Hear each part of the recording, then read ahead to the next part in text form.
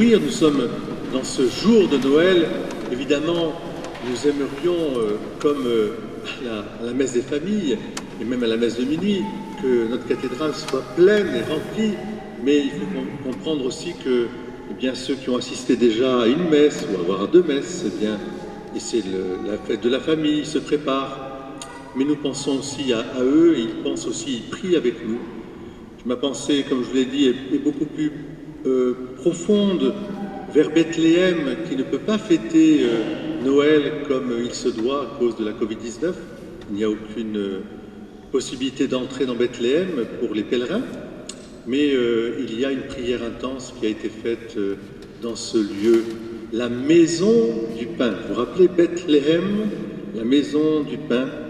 Dieu se fait pain pour nous, au fond. C'est ça qu'il veut nous dire.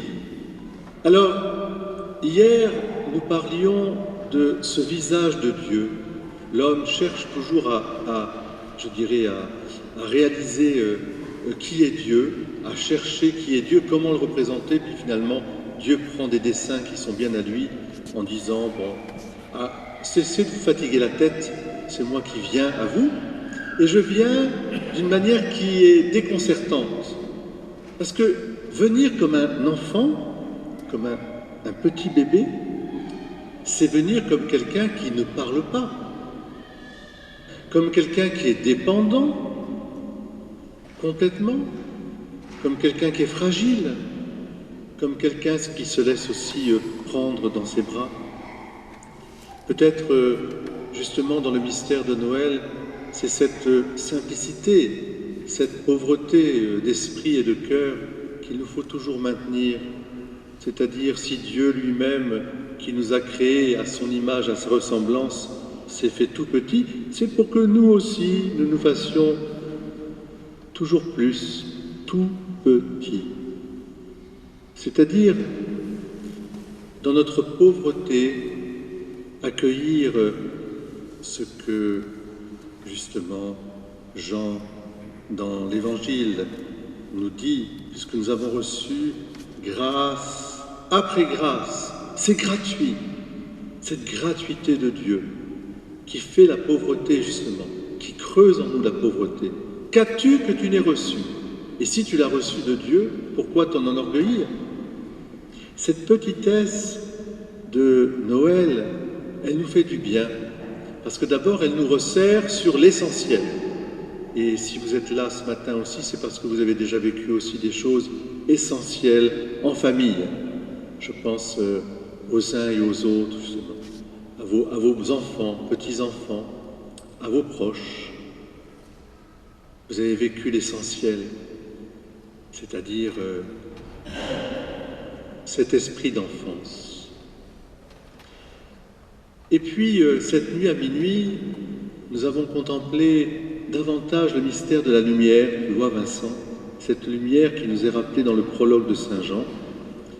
L'évangéliste Saint Jean est marqué par cette lumière face aux ténèbres, c'est-à-dire sans Dieu, sans la lumière de Dieu qui vient à nous, nous sommes dans les ombres, nous sommes dans les ténèbres, nous ne savons pas qui nous sommes, où nous allons, à quoi sert la vie, et puis surtout l'effroi de l'après.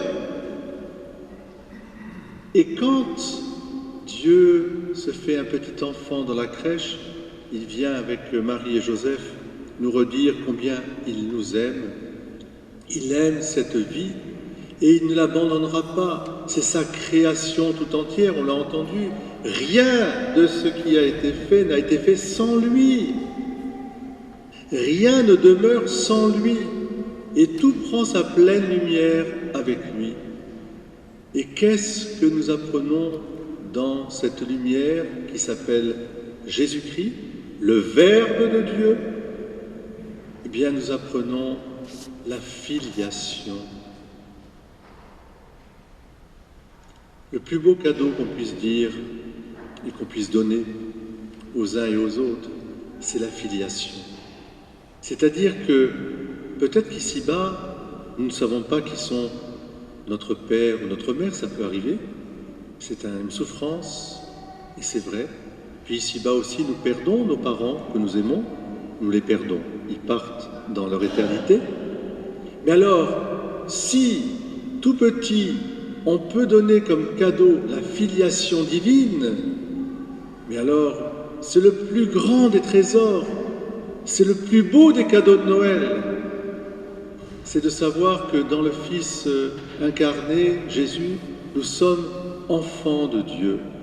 Qu'est-ce qui peut nous arriver si nous sommes enfants de Dieu? Rien. Je dirais même tout. Tout nous arrive.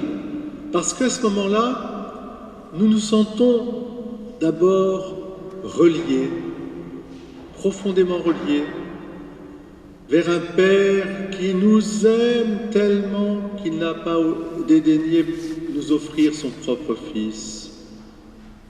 Il nous a donné ce qu'il avait de meilleur, tellement il veut qu'on l'aime. Alors cette relation est une relation de confiance, jamais de soumission, jamais de terreur ou d'effroi, jamais, je dirais, d'idéologie, bien sûr. C'est une relation de confiance. Puis alors, la relation filiale nous permet de comprendre notre vie ici-bas. Nous sommes encordés les uns les autres, et je dirais même plus avec la création tout entière, car la création tout entière a commencé par l'âne et le bœuf, et puis les étoiles, et puis les anges.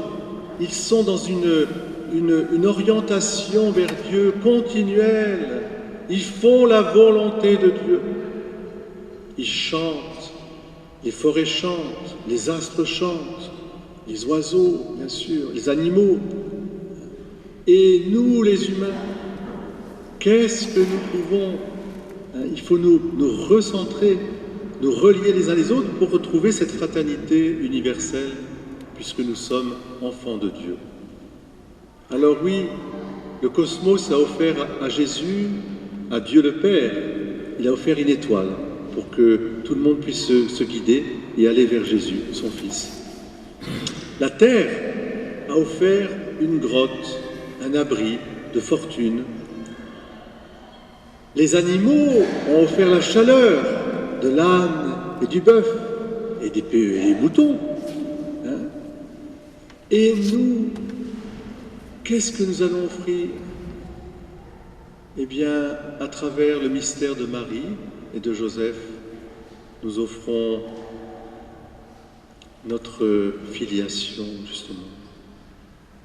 C'est ça que nous devons offrir à Dieu, lui dire merci pour toujours. Qu'est-ce que je t'aime, mon Dieu, qu'est-ce que je t'adore, parce que tu es un Père pour moi. Dans ton Fils Jésus, je trouve ma pleine dignité, je trouve ma pleine lumière. Et si l'une ou l'un d'entre vous semble hésiter à se considérer digne, non pas par ses propres mérites, mais par les mérites de Dieu, alors, je vous le dis, n'ayez pas peur, approchez comme les santons de la crèche, approchez comme vous êtes, venez.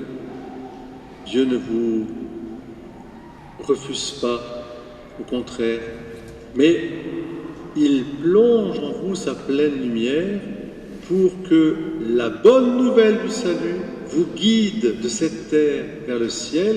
Et cette bonne nouvelle, vous le savez, gloire à Dieu, au plus haut des cieux, un seul Dieu, tu adoreras, Père, Fils et Saint-Esprit, et paix sur la terre aux hommes qu'il aime de bonne volonté, c'est-à-dire, bien aimons-nous les uns les autres comme lui nous a aimés.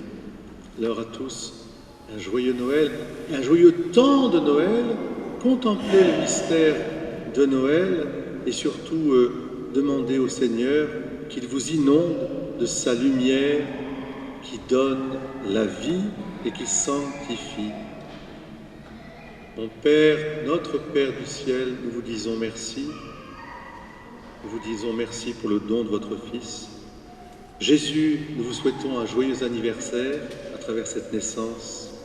Et puis, nous vous disons aussi simplement, nous vous aimons dans la puissance de l'Esprit Saint. Amen.